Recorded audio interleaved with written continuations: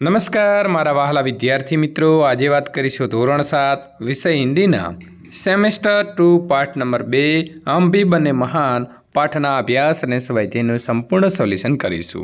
એ પહેલાં ચેનલની અંદર પ્રથમ વખત આવ્યા છો તો મિત્રો ચેનલને ખાસ સબસ્ક્રાઈબ કરી દેજો। प्रथम આપણે જોઈશું અભ્યાસ પ્રશ્ન નંબર 1। निम्नलिखित प्रश्नों के उत्तर दीजिए। प्रश्न नंबर 1, बच्चे को बचाने में देरी होती तो क्या होता? बच्चे को बचाने में देरी होती तो वो सामने से आ रही मोटर से नीचे आ जाता और अकस्मात भी हो जाता। प्रश्न नंबर 2, दूसरों की जान बचाना हमारा कर्तव्य है। आप और किन बातों को अपना कर्तव्य समझते हैं? तो मैं निम्नलिखित बातों का अपना कर्तव्य समझता हूँ। किसी को दुख न पहुँचाना, बड़ों को सम्मान करना, अन्याय को सहन न करना, कभी किसी को धोखा न देना, देश की सेवा करना, अनुशासन का पालन करना। प्रश्न नंबर 3, मुख्य अतिथि को द्वार पर ही रोक देना सही था, क्यों? समारोह में प्रवेश उन्हीं को दिया जाता था जिनके पास निमंत्रण पत्र हो। मुख्य अतिथि भले सम्माननीय व्यक्ति थे परंतु उनके पास निमंत्रण पत्र नहीं था, इसीलिए नियम के अनुसार उन्हें द्वार पर रोक देना सही था। प्रश्न नंबर 4, आपके कहाँ कहाँ पर भेदभाव की नीतियाँ दिखाई देती हैं? हमारा समाज भेदभाव की नीति से अब भी मुक्त नहीं हो पाया है। परिवार में बेटा बेटी का, समाज में गरीब अमीर, ऊंच नीच, जाति पाति का भेद देखा जाता है। सरकारी और निजी कार्यालय में वरिष्ठ और कनिष्ठ के बीच भेदभाव की नीति दिखाई देती है। प्रश्न नंबर 5, सफल होने के लिए हमें क्या करना चाहिए? सफल होने के लिए हमें लक्ष्य के प्रति जरा भी लापरवाह नहीं होना चाहिए। लक्ष्य को पाने के लिए लगातार अभ्यास करना चाहिए। अभ्यास के समय दिखाई देने वाली अपनी त्रुटियों को दूर करना चाहिए। प्रश्न नंबर 6, आप किसी को प्रामाणिक इंसान कहते हैं? उत्तर आएगा, जो व्यक्ति अपनी मेहनत की कमाई के सिवाय और किसी धन का उपयोग नहीं करता उसी में प्रामाणिक इंसान कहता हूँ। प्रामाणिक दुकानदार वस्तु का सही दाम लेता है। प्रामाणिक अधिकारी कभी किसी से रिश्वत नहीं लेता। प्रामाणिक टैक्सी वाला मीटर से दिखाई दाम से अधिक किराया नहीं लेता। ऐसे लोगों को मैं प्रामाणिक इंसान कहता हूँ। प्रश्न नंबर 2, आपने कोई घटना या प्रसंग सुना हो या पढ़ा हो, उसे कक्षा में कहिए। कक्षा में प्रस्तुत की गई घटना या प्रसंग में से किसी एक को अपनी भाषा में लिखिए। उत्तर, रायगढ़ शिवाजी की राजधानी था। शिवाजी भी रायगढ़ के किले में रहते थे। किले का यह नियम था कि फाटक सूर्योदय होने पर खुलता था और सूर्यास्त होने के बाद बंद हो जाता था। बंद फाटक सूर्योदय होने के पहले कभी नहीं खोला जा सकता था। इस नियम का पूरी सख्ती से पालन किया जाता था। एक बार एक अधिकारी रात को 2 बजे आया और उसने द्वारपाल को फाटक खोलने का आदेश दिया। उसने कहा कि वो शिवाजी का खास आदमी है और बहुत जरूरी काम से उनसे मिलना चाहता है। यदि वो उसे किले में नहीं जाने देगा तो शिवाजी उसे कड़ा दंड देंगे। वे उसे नौकरी से भी निकाल सकते हैं। द्वारपाल ने उसके साफ कह दिया, आप कोई भी हो और कुछ भी कहे, मैं फाटक नहीं खोलूँगा। आपको अंदर आना जाना है तो सुबह होने तक फाटक खोलने का इंतज़ार कीजिए। तब इस व्यक्ति ने द्वारपाल को फाटक खोलने के लिए एक बड़ी रकम देने का लालच दिया, लेकिन द्वारपाल ने किसी भी कीमत पर फाटक खोलने से इनकार कर दिया। आखिर फाटक अगले दिन सूर्योदय होने पर ही खुला। वास्तव में इस अधिकारी रूप में शिवाजी ही अपने द्वारपाल की परीक्षा ले रहे थे। द्वारपाल की प्रामाणिकता और निष्ठा देखकर वे बहुत खुश हुए और उसे अच्छा पुरस्कार दिया। प्रश्न नंबर 3, चर्चा कीजिए। प्रश्न नंबर 1, यदि पक्षी बोल पाते तो पेड़ों की कटाई के विषय में वे आपस में क्या कहते? तो कुछ पक्षी मुझे पेड़ काटते देखकर कौवा बोलता है, अरे भाई तुम ये पेड़ क्यों काट रहे हो? ये पेड़ तो हमारा आश्रय स्थान है। कोयल उसकी हरियाली देखकर प्रशंसा के मारे में कूकने लगती हो। तोता, इसी पेड़ की डालों पर मेरा बचपन बीता है, कृपा करे उसे मत काटो। अरे ये पेड़ तो धरती के बेटे हैं, उन्हें काटने से धरती माँ रुष्ट हो जाती है। जहाँ घने पेड़ होते हैं, जंगल होते हैं, वहाँ अच्छी वर्षा होती है। केवल हम पक्षी ही नहीं, सभी प्राणी जल से ही जिंदा है। आजकल जहाँ सूखा पड़ता है उसके लिए वहाँ के पेड़ों की कटाई ही जिम्मेदार है। पेड़ काटने से बादल भी रुष्ट हो जाते हैं, लेकिन तुम मनुष्य इन पेड़ों का महत्व नहीं जानते। ये पेड़ केवल फल फूल और छाया ही नहीं देते, ये वातावरण का शुद्ध बनाकर सबको स्वास्थ्य प्रदान करते हैं। कौआ, मुझसे मैं समझता हूँ कि तोता भाई ने तुम्हें पेड़ों का महत्व अच्छी तरह समझा दिया है। अब तुम पेड़ काटने की बात कभी नहीं सोचोगे।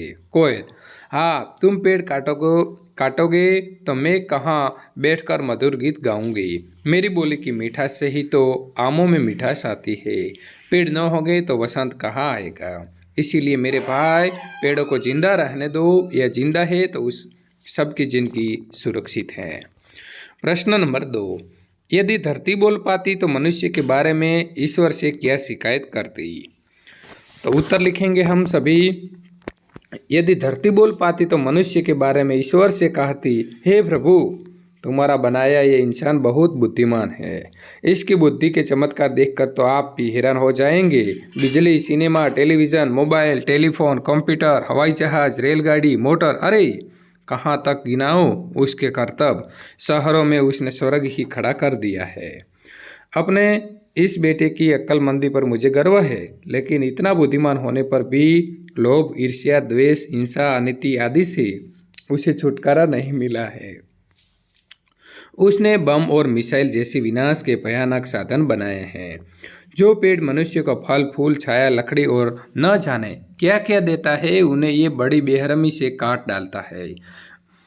इसमें इतनी भी बुद्धि नहीं है कि पेड़ काटकर ये अपने ही पैरों पर कुल्हाड़ी मार रहा है। इसकी ऐसा ही नादानी से न जाने कितने जंगल बर्बाद हो गए हैं। सूखा, बाढ़ आदि के रूप में उसका परिणाम भी वो भुगत रहा है, फिर भी उसकी आंखों नहीं खुलती। हे प्रभु, अब आप ही उसे समझाइए और राह पर लाइए।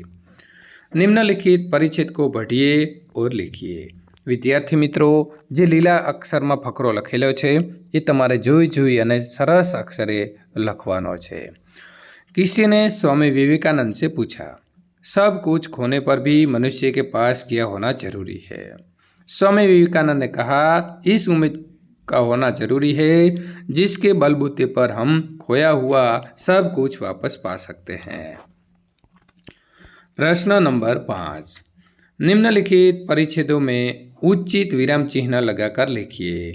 विद्यार्थी मित्रों, विराम चिन्ह સાથેનો ફકરો આપણે અહીં લખેલો છે, તો એ ફકરો આપણે લખીશું। बात पुराने समय की है। इन दिनों देवताओं और दानवों में युद्ध होता रहता था। दोनों पक्ष मिलकर एक बार प्रजापति के पास गए। वहां जाकर बोले, मान्यवर, हम दोनों ही आपकी संतान हैं, बताइए कि हम दोनों में बड़ा कौन है। ત્યારબાદ બીજો ફકરો છે મિત્રો, એ પણ આ તમારે નથી લખવાનો, એનો પણ આપણે જવાબ એટલે કે એના વિરામ ચિહ્નો સાથેનો છે, તો આ લખીશું। समय वह संपत्ति है जो प्रत्येक मनुष्य को प्रगति की ओर ले जाती है। जो लोग इस धन का उचित विनियोग करते हैं उन्हें शारीरिक सुख तथा आत्मिक आनंद प्राप्त होता है। इसी के द्वारा मूर्ख, चतुर, निर्धन, धनवान और अज्ञानी ज्ञानी बन सकता है। संतोष या सुख मनुष्य को तब तक प्राप्त नहीं होते जब तक वो उचित रीति से समय का उपयोग नहीं करता। क्या तुम मानते हो कि समय निसंदेह एक रत्न राशि है। विद्यार्थी मित्रों, ये संपूर्ण આપણો અભ્યાસનો સોલ્યુશન પૂર્ણ થાય છે। હવે આપણે સ્વાધ્યાય જોઈશું। સ્વાધ્યાયનો પ્રશ્ન નંબર 1, निम्नलिखित प्रश्नों के उत्तर 1-2 वाक्य में लिखिए। प्रश्न नंबर 1, लड़के ने रोने का क्या कारण बताया। लड़के ने रोने का कारण बताते हुए कहा, उसके पास एक चवन्नी थी जो कहीं गिर गई। अगर वो नहीं मिली तो माँ उसे बहुत पीटेगी। प्रश्न नंबर 2, नरेंद्र बड़ा होकर किस नाम से प्रसिद्ध हुआ। नरेंद्र बड़ा होकर स्वामी विवेकानंद के नाम से प्रसिद्ध हुआ। प्रश्न नंबर 3, इस प्रसंग में नरेंद्र में कौन कौन से गुण नजर आते हैं। इस प्रसंग से पता चलता है कि नरेंद्र वस्तु की अपेक्षा व्यक्ति को अधिक महत्व देता है। उसकी दृष्टि में मानवता का स्थान सबसे ऊंचा था। प्रश्न नंबर 4, द्वार पर रानड़े को देखकर स्वागत समिति के सदस्यों ने क्या किया। द्वार पर रानड़े को देखकर स्वागत समिति के सदस्यों ने उन्हें आदरपूर्वक मंच की ओर ले जाने का प्रयास किया। प्रश्न नंबर 5, अल्पाहार के समय कौन नहीं दिखाई दे रहा था?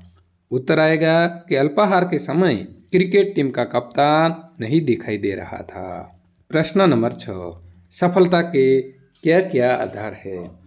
लक्ष्य के प्रति एकाग्रता, अविरत अभ्यास, कठोर परिश्रम और लगन ही सफलता का आधार है।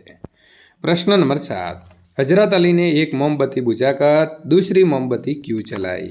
हजरत अली राज का काम कर रहे थे, इसलिए उन्होंने राज की मोमबत्ती जला रखी थी। जब उन्होंने निजी काम शुरू किया तो वो मोमबत्ती बुझाकर उन्होंने अपनी मोमबत्ती जलाई। इस प्रकार चोरी और हरामखोरी से बचने के लिए हजरत अली ने दूसरी मोमबत्ती जलाई। प्रश्न नंबर 8, हमारे पुरखों ने क्या कहा है? हमारे पुरखों ने कहा है कि किसी के धन माल की लालसा मत करो। मृगरुदः कस्यस्विद धनम। प्रश्न नंबर 2, निम्नलिखित प्रश्नों के उत्तर लिखिए। प्रश्न नंबर 1, लोगों की बात सुनकर नरेंद्र ने क्या कहा? लोगों की बात सुनकर नरेंद्र ने कहा कि मेरा शिवलिंग तो साधारण मिट्टी का था, बालक की जान बचाने में वो टूट गया, तो क्या हुआ? शिवलिंग को बचाने की अपेक्षा इस बालक की जान बचाना मेरा पहला कर्तव्य था। प्रश्न नंबर 2, रानड़े को किसने रोका और क्यों? रानड़े को द्वार पर नियुक्त स्वयंसेवक ने रोका। पूना के न्यू इंग्लिश हाई स्कूल में समारोह हो रहा था। प्रमुख द्वार पर नियुक्त स्वयंसेवक को ये जिम्मेदारी सौंपी गई थी कि वो उन्हें अतिथियों को प्रवेश दे जिनके पास निमंत्रण पत्र हो। रानड़े समारोह को मुख्य अतिथि थे, परंतु उनके पास निमंत्रण पत्र नहीं था, इसीलिए स्वयंसेवक ने उन्हें रोका। प्रश्न नंबर 3, कोच, मैनेजर और साथी खिलाड़ी क्यों दंग रह गए? अल्पाहार के लिए सब हाजिर थे, परंतु टीम का कप्तान दिखाई नहीं दे रहा था। पूरी टीम उसे ढूंढने में लग गए, पर वो कहीं नजर नहीं आया। आखिर किसने उसे उसके कमरे में की गैलरी में देखा? वो एक हाथ से गेंद दीवार पर फेंक रहा था और जब उसके टकरा कर वापस आती तो दूसरे हाथ से गेंद को बल्ले से खेलता था। क्रिकेट के प्रति टीम के कप्तान का ऐसा लगाव देखकर कोच, मैनेजर और साथी खिलाड़ी दंग रह गए। प्रश्न नंबर 4, राजकाज का काम कैसे अच्छी तरह से चल सकता है? हजरत अली राजकाज के लिए राज की मोमबत्ती जलाते थे। अपना काम करने के लिए वे राज की मोमबत्ती बुझाकर अपनी मोमबत्ती जलाते थे। निजी काम के लिए राज की मोमबत्ती जलाना उनकी नज़र में चोरी और हरामखोरी थी। राजकाज में हजरत अली जैसी प्रामाणिकता रखी जाए तो ही वो अच्छी तरह से चल सकता है। प्रश्न नंबर 3, उचित विकल्प के सामने गोला खींचिए। प्रश्न नंबर 1, नरेंद्र ने लड़के को क्या दिया? जवाब आएगा बी, चवन्नी। प्रश्न नंबर 2, समारोह के मुख्य अतिथि कौन थे? जवाब आएगा डी, महादेव गोविंद रानड़े। प्रश्न नंबर 3, स्वयंसेवक क्या देखकर लोगों को यथास्थान ले जा रहा था? तो निमंत्रण पत्र। प्रश्न नंबर 4, स्वागत समिति के सदस्य रानड़े को किस ओर ले जाने का प्रयास कर रहे थे? तो जवाब आएगा सी, मंच। प्रश्न नंबर 5, किसे ढूंढने के लिए पूरी टीम लग गई? जवाब आएगा सी, कप्तान। प्रश्न नंबर 4, कोष्टक में से शब्दों को चुनकर समानार्थी शब्दों की जोड़ बनाइए और प्रत्येक शब्द का वाक्य में प्रयोग कीजिए। कामयाबी तो सफलता। इस बार परीक्षा में उसे अच्छी कामयाबी मिली। इस बार परीक्षा में उसे अच्छी सफलता मिली। दूसरा है ख्याल। ख्याल तो विचार। आपका ख्याल अच्छा है, आपका विचार अच्छा है। नुकसान तो हानि। राजू को धंधे में काफ़ी नुकसान हुआ, राजू के धंधे में काफ़ी हानि हुई। प्रसिद्ध तो विख्यात। पालीताना गुजरात का प्रसिद्ध तीर्थ स्थल है। पालीताना गुजरात का विख्यात तीर्थ स्थल है। जांच तो परीक्षण। वाक्य, पिताजी हिसाब किताब की जांच कर रहे हैं। पिताजी हिसाब किताब का परीक्षण कर रहे हैं। अमीर तो धनवान। वाक्य, वो गांव का सबसे बड़ा अमीर है, वो गांव का सबसे बड़ा धनवान है। વિદ્યાર્થી મિત્રો, સંપૂર્ણ પાઠ નંબર 2નું સોલ્યુશન પૂર્ણ થાય છે। પાઠ નંબર 3નું સોલ્યુશન જોવા માટે આપેલી એન્ડ સ્ક્રીન ઉપર ક્લિક કરી અને મેળવી શકો છો।